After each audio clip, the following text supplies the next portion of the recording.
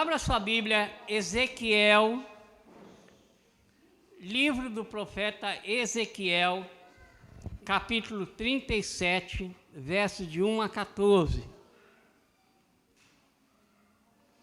Ezequiel 37, versos de 1 a 14.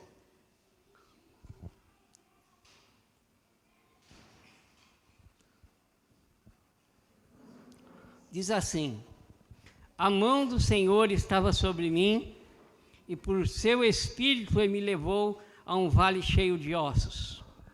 Ele me levou de um lado para outro e pude ver que era enorme o número de ossos no vale, e que os ossos estavam muito secos.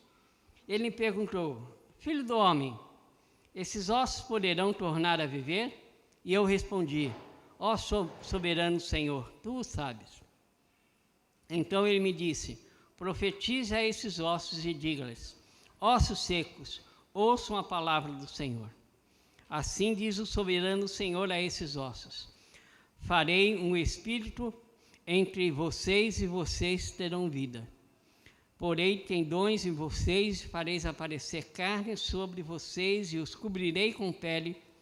Porém um espírito em vocês e vocês terão vida. Então vocês saberão que eu sou o Senhor. E eu profetizei conforme a ordem recebida. E enquanto profetizava, houve um barulho, um som de chocalho, e os ossos se juntaram, osso com osso. Olhei os ossos e foram cobertos de tendões, de carne e depois de pele, mas não havia espírito neles. A seguir ele me disse: profetize ao espírito, profetize, filho do homem, diga-lhe: assim diz o Senhor soberano: venha dentre os quatro ventos, ó Espírito, e sopre dentro desses mortos para que vivam. Profetizei conforme a ordem recebida, e o Espírito entrou neles, eles receberam a vida e se puseram de pé. Era um exército enorme. Então ele me disse: filho do homem, esses ossos são todas as nações de Israel. Eles dizem: nossos ossos se secaram e a nossa esperança se foi, fomos exterminados. Por isso profetiza e diga-lhe: assim diz o soberano Senhor: ó meu povo, vou abrir os seus túmulos e fazê-los sair, trarei de vocês de volta à terra de Israel. E quando eu abrir os seus túmulos e os fizer sair, vocês, meu povo, saberão que eu sou o Senhor. Porei o meu espírito em vocês, e vocês viverão.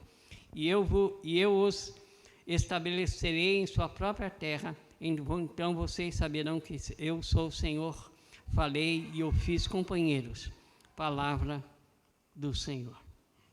Esse texto de Ezequiel é um texto muito lindo, é um texto muito especial para nós, enquanto família Diógenes, que foi quando a gente estava na Turquia, foi a visão que Deus deu na região da Capadócia para Regina. Regina,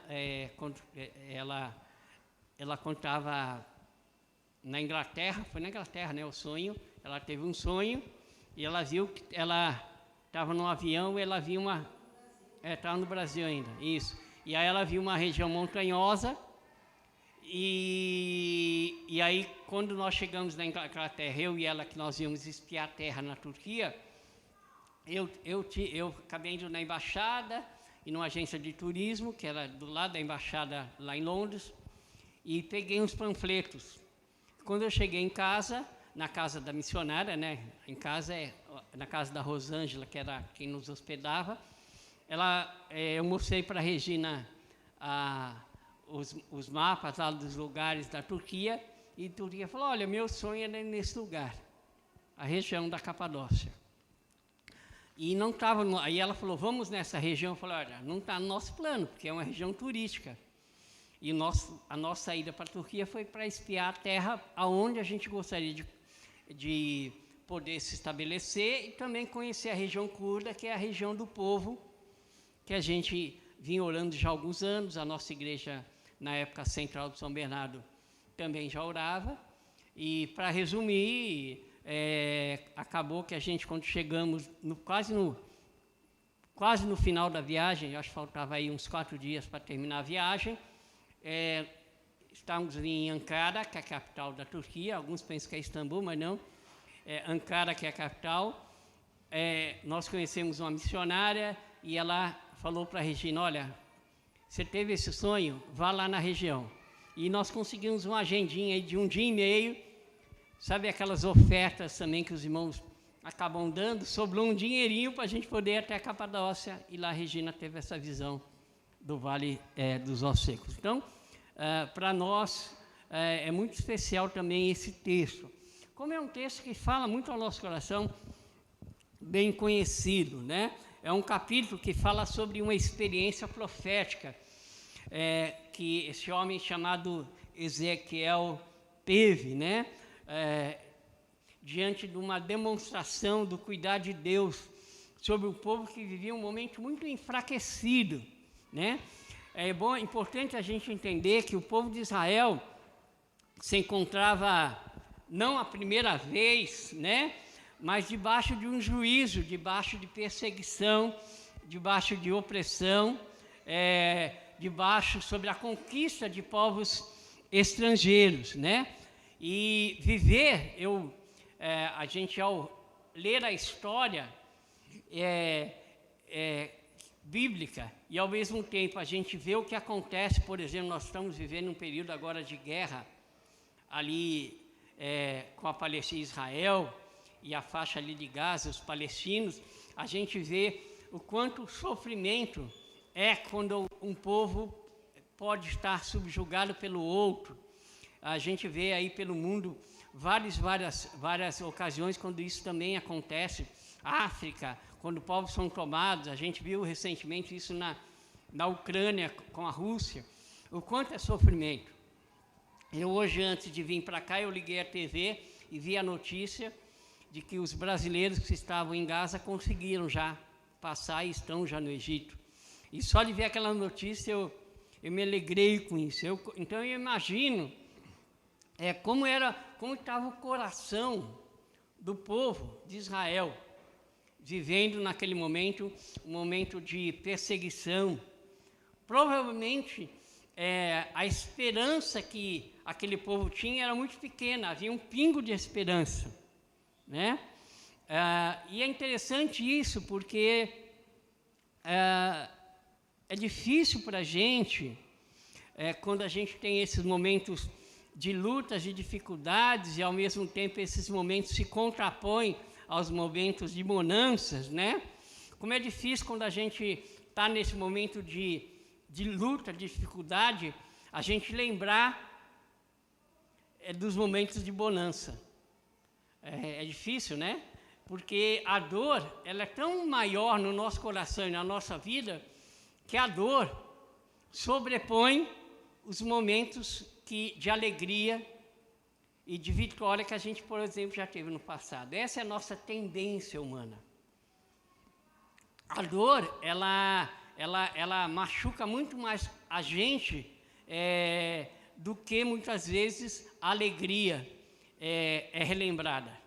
Normalmente, a dor sobrepõe a alegria. Então, em momentos de lutas e dificuldades, não é fácil rememorar os momentos de bonança e de alegria. E o povo de Israel, que já tinha vivido momentos de domínio, também já tinha vivido momentos de libertação. Mas naquele momento a esperança era muito pequena, né? Na verdade, se a gente fosse fazer um retrato da situação do povo na perspectiva divina, Deus estava olhando ao seu povo como o seu povo fosse um povo que parecia um povo seco, sem vida. Essa é a perspectiva divina. Eu imagino que essa era a perspectiva de Deus. Por isso, a visão do Vale dos Ossos Secos, a Ezequiel, na verdade, é a visão expressa, é uma maneira de expressar aquilo que Deus, ao olhar para o povo, via como o povo estava vivendo naquele momento. Era essa a situação de Israel. Era uma situação de desesperança, uma situação de que a vida como deixou de existir, e essa perspectiva, né? É aquele cenário que nada parece ao nosso favor, é aquele cenário que tudo é contra, porque no meio dessa dificuldade o que a gente consegue enxergar é apenas angústia. A gente não consegue enxergar esperança nesses lugares, né? E algumas vezes a gente ouve da parte de Deus e ouve de amigos, mas há esperança. E a gente muitas vezes tenta colocar esse óculos da esperança, da fé, da renovação, e parece que esse óculos continua embaçado, né? E a gente continua não vendo a esperança. A gente não consegue enxergar mais à frente, tá? E por mais que a gente tente algumas vezes encontrar forças, por mais que a gente tente olhar adiante, por mais que a gente tente avançar, a gente tem dificuldades. Portanto, como pano de fundo, é importante a gente entender, o momento de Israel era esse, o cenário era esse, de angústia, de caos. E aí, o texto da palavra de Deus nos conta que Ezequiel foi chamado por Deus para uma conversa. E algo belo que a palavra de Deus nos mostra claramente, e acontecia isso no Velho Testamento, é que Deus separava homens e mulheres para serem os seus profetas, isso é, homens usados por Deus para trazerem da parte de Deus a sua palavra. E, portanto, Ezequiel foi chamado aqui como profeta de Deus, porque Deus tinha algo para falar a Ezequiel e consequentemente, aquilo que ele queria falar para Ezequiel seria o desafio de Ezequiel falar ao povo, né?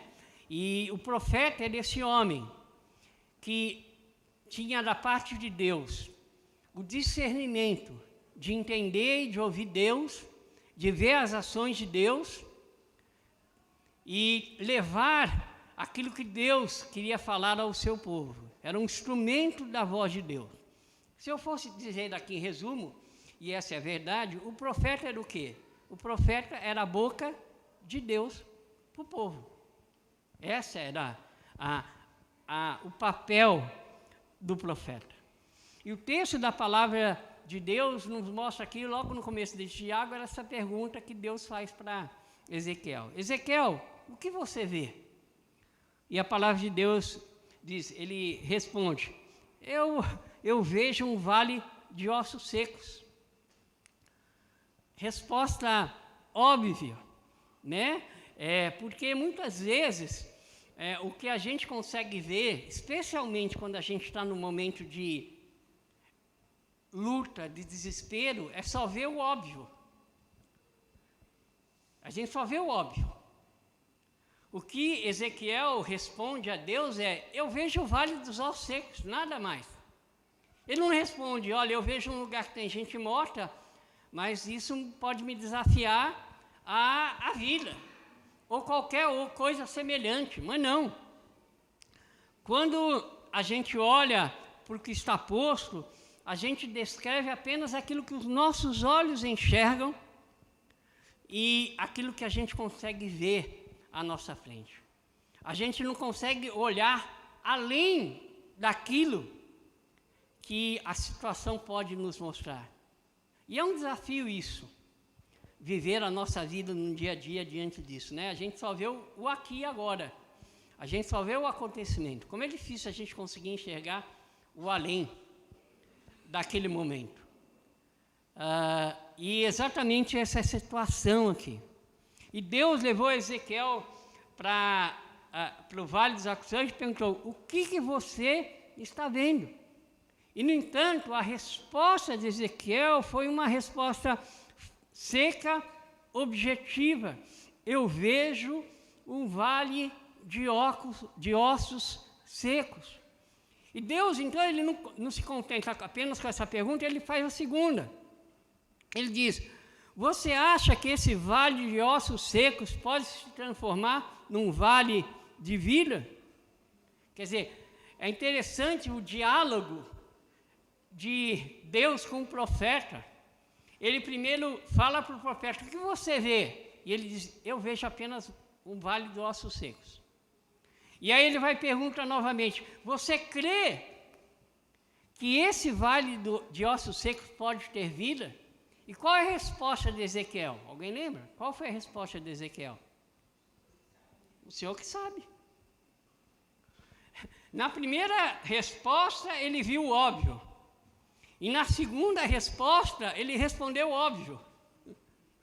É interessante, ele vê o óbvio, ele responde o óbvio. Quer dizer, é como uma cartilha. Ezequiel, ele seguiu à risca a cartilha teológica, ele seguiu a lógica das respostas, ele seguiu os padrões que alguém vai responder. Porque quando ele diz, sim, eu creio, se ele tivesse respondido dessa maneira, eu creio que isso pode ser... Não, ele não responde eu creio. Ele diz, o Senhor sabe. Quer dizer, é mais ou menos assim. O Senhor está falando, quem sabe aconteça. Foi mais ou menos isso. Ele responde óbvio, se o Senhor está falando, então talvez aconteça. Há uma possibilidade. Ele não afirma em dizer assim, eu creio. Ele apenas responde. A resposta dele é óbvia. Da mesma maneira quando ele enxerga. Ele enxerga só o vale dos ossos secos e ele somente enxerga o quê? Se Deus falou, ele falou. O que é interessante, queridos, que muitas vezes na nossa vida, o Senhor faz pergunta a nós. Muitas vezes, Deus, na nossa caminhada, Ele nos coloca diante de perguntas. Muitas e muitas vezes. Primeiro, Ele nos coloca diante de situações, como o Vale dos Ossos Secos. E segundo, Ele faz perguntas a nós, para ouvir de nós qual é a nossa resposta diante daquilo que nós estamos, diante do caos que vem adiante. E essa resposta da parte de Deus, e essa pergunta na parte de Deus, na verdade, dentro dessa pergunta, já existem muitas respostas. Quer dizer, você crê que isso pode acontecer? É uma pergunta com respostas. É uma pergunta que exige da parte do ouvinte uma resposta que não pode ser uma resposta óbvia, mas tem que ser uma resposta que de fato venha do coração. Por exemplo, quando Jesus pergunta para o Bartimeu, aquele homem cego, qual é a pergunta que ele faz? Alguém lembra? O que você quer que eu faça? É óbvio. Jesus não é Jesus? Ele já não sabia o que ele queria? Não era verdade? Era óbvia. Quando Jesus se encontra com uma pessoa ali no tanque de Betesda, o sujeito que não consegue andar porque era paralítico, e ele novamente pergunta, o que você quer que eu faça?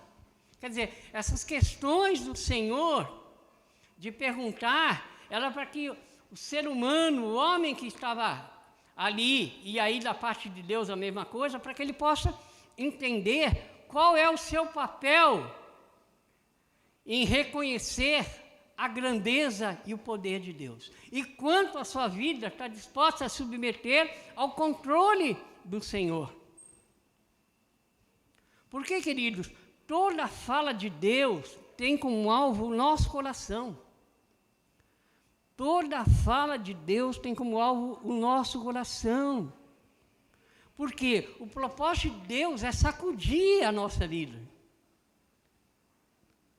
Deus não espera da nossa parte respostas teológicas óbvias, que já fazem parte do script. Mas Ele espera que a gente responda aquilo que a gente sente no coração, à medida do que Ele cutuca a nossa vida. Porque a nossa resposta vai expressar o quão nós somos submissos e reconhecemos a autoridade do nosso Deus. Porque é deste lugar, muitas vezes, do confortável, esse lugar de um relacionamento superficial que Deus deseja tirar-nos.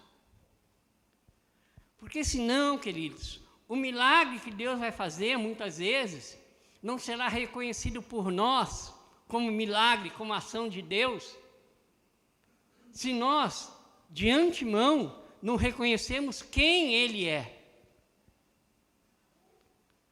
E o que Ele faz sempre é além daquilo que nós podemos fazer. A pergunta do Senhor a Ezequiel, ela não foi boba. Mas a resposta de Ezequiel, com todo respeito ao profeta, ela foi uma resposta trivial, superficial. Alguém que queria gabaritar, ficar bem visto diante de Deus e respondeu óbvio para Deus. Porque foi isso, na verdade, a resposta de Ezequiel, né? Foi óbvio. Era para tirar nota 10. Eu quero que o professor olhe para mim e diga assim, certa resposta. Só que da parte de Deus não era isso. Não era essa. Porque, queridos, o que Deus não precisa ser lembrado por parte da gente, o que Ele sabe, o que Ele conhece, o que Ele pode. Mas Deus quer ouvir da nossa parte o que a gente pensa sobre Ele. Porque a resposta de Ezequiel foi essa resposta. Ah, tu sabes. Deus já sabe que Ele sabe. O que Deus espera de nós, porque quando Ele faz a pergunta, é porque Deus não sabia do seu poder, Ele dependia de Ezequiel, não. Mas ao questionar Ezequiel, ele quer questionar o quê? O coração, o relacionamento de Ezequiel.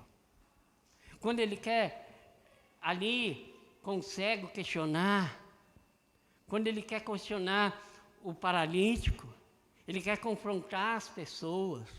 Quando ele faz perguntas a nós, é porque ele quer ver no nosso coração se de fato a gente está experimentando a fé e a dependência diante do Senhor. Porque muitas vezes as nossas respostas são respostas padrões aos questionamentos da parte de Deus.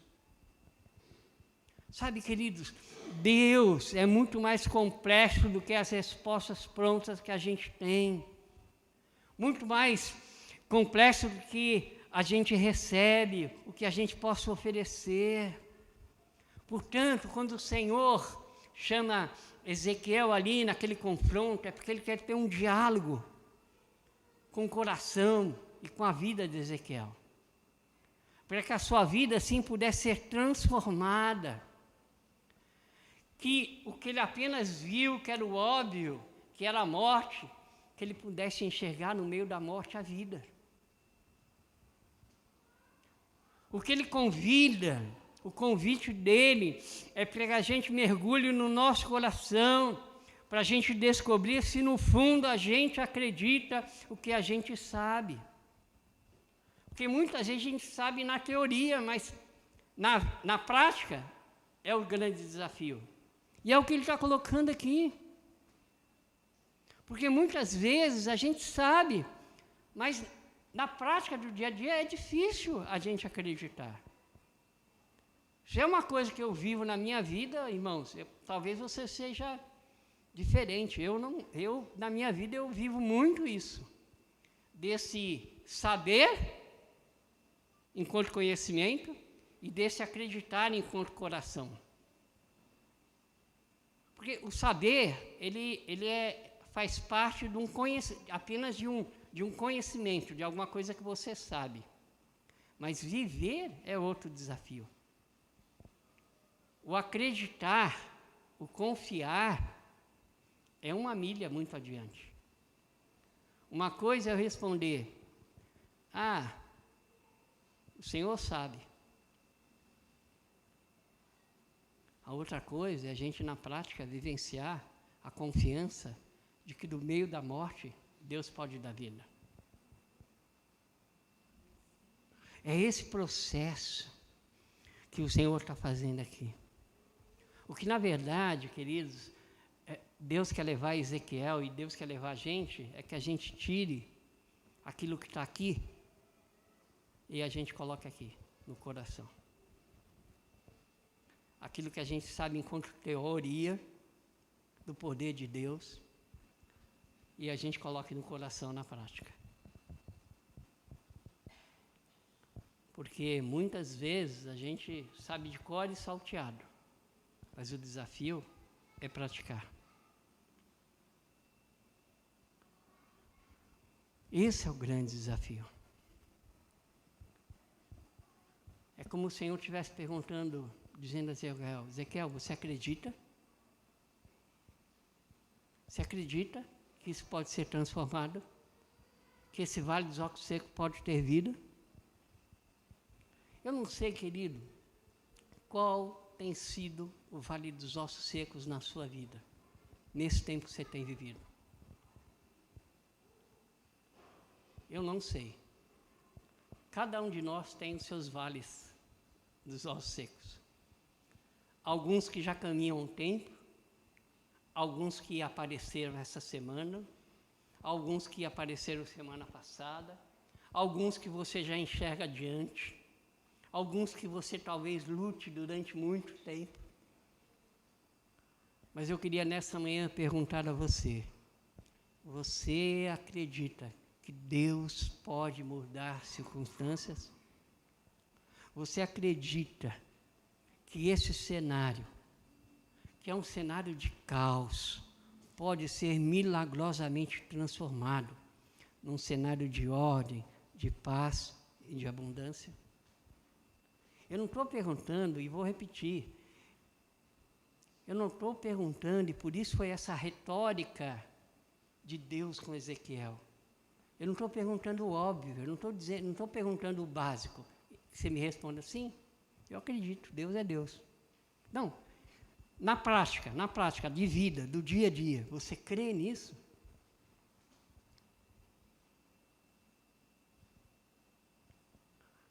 Você crê nisso? Você acredita? Não na mente, mas no coração.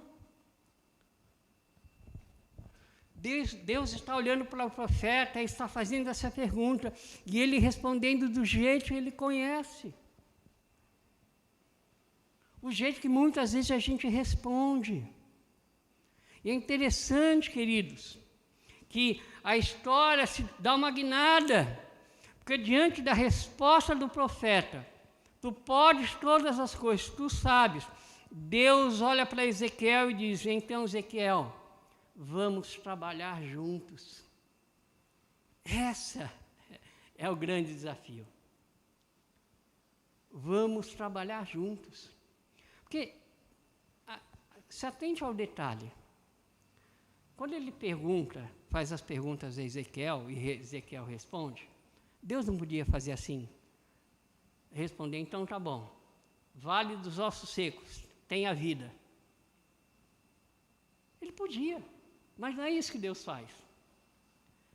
O que Deus faz? Deus leva que Ezequiel reconheça e responda a pergunta com o coração e não com a mente. E depois, o que mais? Ele convida a Ezequiel a caminhar junto com ele para que o milagre aconteça. Porque muitas vezes, quando a gente entende da mente apenas, quando a gente crê apenas da mente, a gente espera que Deus faça. Mas quando a gente entende com o coração, a gente faz parte do processo do milagre acontecer. Entendeu? Essa é a grande diferença. Quando eu apenas creio na mente, na teoria, eu espero que Deus faça. E quando Deus não faz, o que a gente faz? Reclama de Deus. Que Deus é esse? Como que eu vou crer se Ele não fez? Mas quando Deus nos desafia a gente pensar diante das perguntas que Ele faz para a gente, o Senhor está nos levando a refletir e nos desafiando a quê? Olha, o milagre pode acontecer e você pode fazer parte desse milagre. Você será também o instrumento de Deus para que o milagre aconteça. Porque, queridos, é muito fácil a gente ver a banda passar. Isso é muito fácil a gente ver o que acontece. Espectador das ações de Deus está cheio por aí. Mas participantes no processo de mudança, aí que é o grande desafio. É muito fácil a gente olhar para a situação do mundo, como ela está, e a gente orar, e que devemos orar, para Deus intervir, quando a gente se cala e não é um instrumento de Deus para que essa realidade aconteça. Para que a gente faça parte do milagre que Deus vai fazer. Porque é interessante o que acontece. Ele olha para esses óculos secos e começa a profetizar sobre eles. Olha o desafio de Deus para Ezequiel. Ezequiel, você que viu aí que é no Vale dos Ossos Secos, você que respondeu, o Senhor que sabe. Então agora, profetiza. Começa a falar com eles, no meio desse cenário de morte. Isso é, o que o Senhor esperava era uma fé dele genuína, verdadeira. O que Deus está estimulando ali no coração dele é que não seja apenas espectador, alguém que conhece a Bíblia do ponto ao outro, que seja um teórico. Não, mas que seja alguém que está disposto a entregar o coração para Deus, de verdade. Porque, queridos, além desse religioso espectador do que Deus faz, há aquele, o que Deus espera, que seja participante dos projetos de Deus. Porque, no fundo, a gente sabe que, no fim das contas, é Deus que faz. Mas ele descobriu que os feitos de Deus podem contar com a graça da sua participação. Não que Deus precise de mim para as coisas acontecerem, mas é que Deus nos dá o privilégio de fazermos parte, para sermos boca de Deus, voz de Deus, para onde o caos, a morte reina. Era como que Deus estivesse dizendo, profeta, você acredita? Então participa. E é interessante, queridos, porque ele resolve participar, ele começa fazendo exatamente o que Deus diz para ele fazer. Ele começa a dar ordem aos ossos, ele vê o milagre acontecer, e aquele vale de mortos é transformado no quê? Num grande exército, aonde o desencorajamento passa a ter coragem. A perspectiva e o cenário mudam.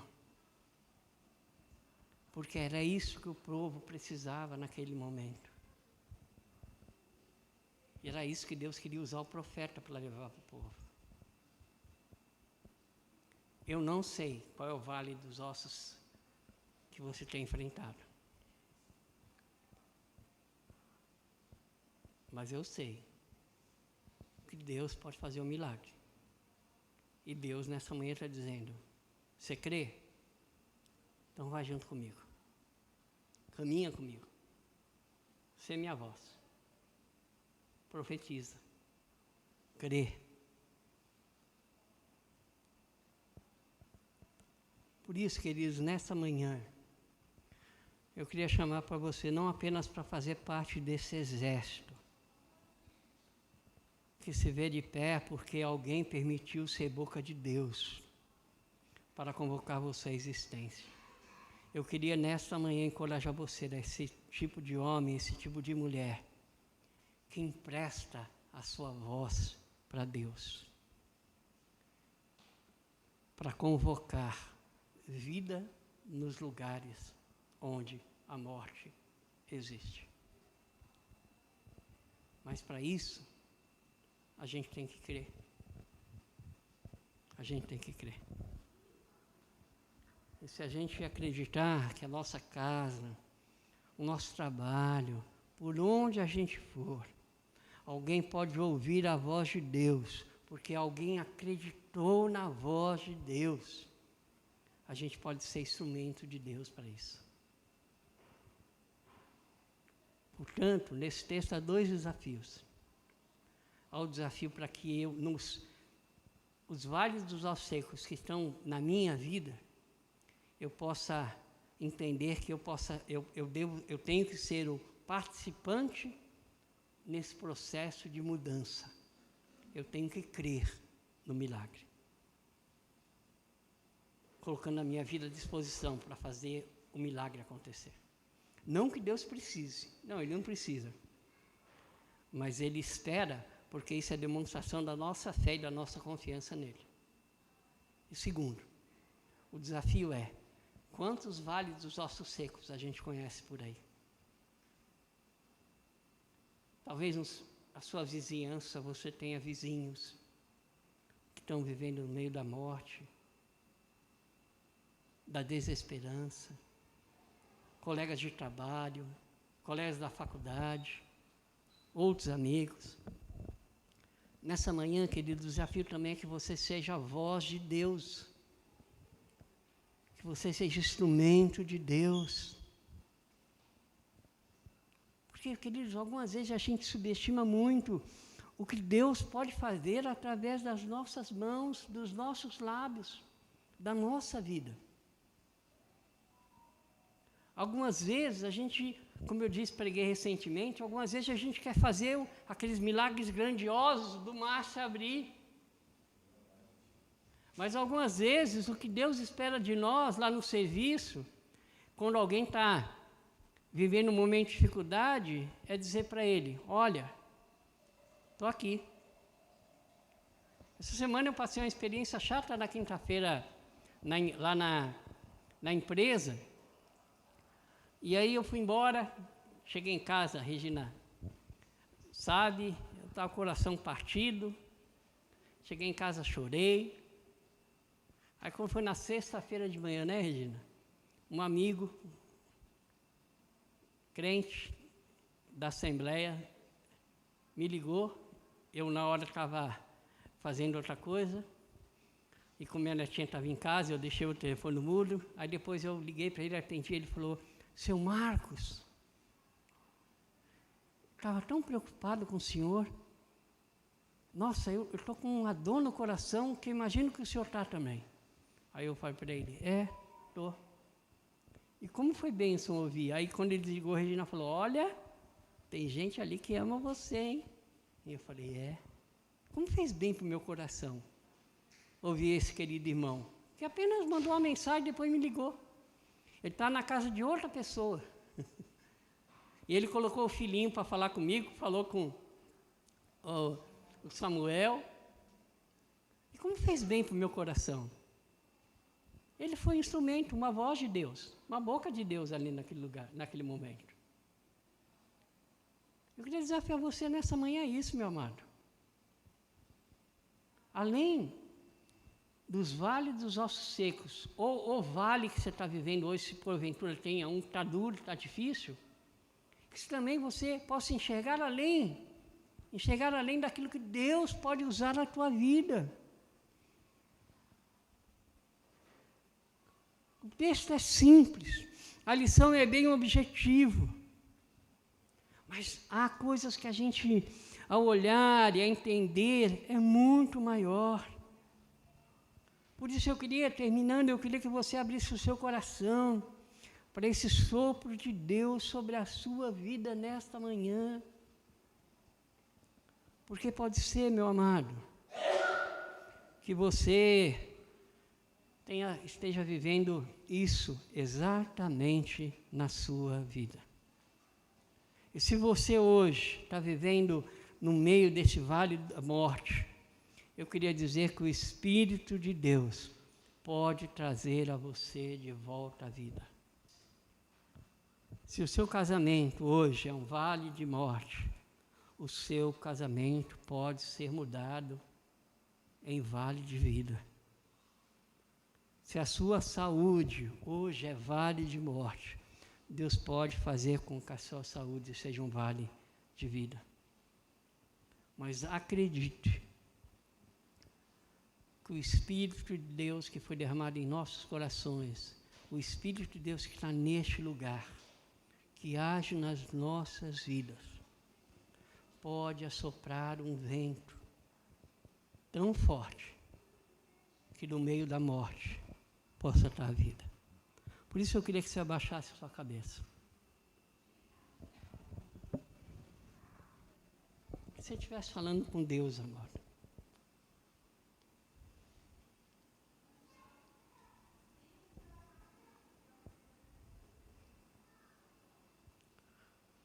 Eu queria que você falasse para Deus: Senhor, eu estou aqui nessa manhã. Eu queria que o Senhor fizesse o que está além das possibilidades humanas. Porque o momento que eu estou vivendo é tão difícil. É cheiro de morte. É aspecto de morte. É só morte. Mas eu creio no Senhor.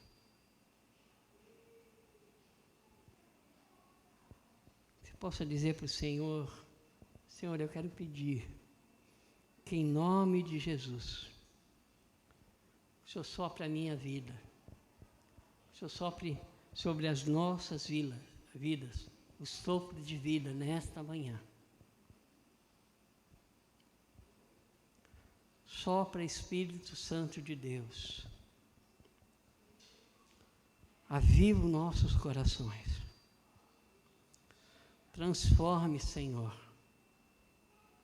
qualquer vale de morte, qualquer lugar que cheire a morte, num lugar de vida.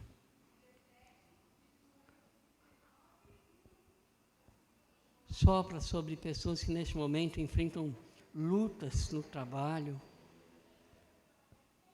irmãos que enfrentam lutas no casamento, irmãos que enfrentam lutas na família, enfrentam lutas na escola, lutas financeiras, tantos desafios. Mas que não seja apenas algo da teoria, mas seja algo que a gente, ao crer, a gente possa fazer parte deste milagre. Descansando no Senhor, fazendo a nossa parte. Ao mesmo tempo, Senhor, use-nos. Nós que convivemos de perto com muitas situações em que amigos, colegas, gente que a gente até nem conhece, vive momentos de morte, de dor, que a gente possa ser boca de Deus para profetizar esperança, para que a gente possa profetizar vida, assim como o Senhor desafiou e usou a vida do profeta Ezequiel. Que os vales dos ossos secos, na autoridade de Cristo Jesus e na submissão de cada um de nós, e na usabilidade das nossas vidas, se transformem em vida, pela glória e honra de Cristo Jesus. Nós choramos em nome de Jesus. Amém. Dê um abraço ao teu irmão que está ao teu lado, na frente. Deseja a ele uma boa semana, na graça e na paz de Cristo Jesus. Vá na paz, amado. Tenha uma boa semana.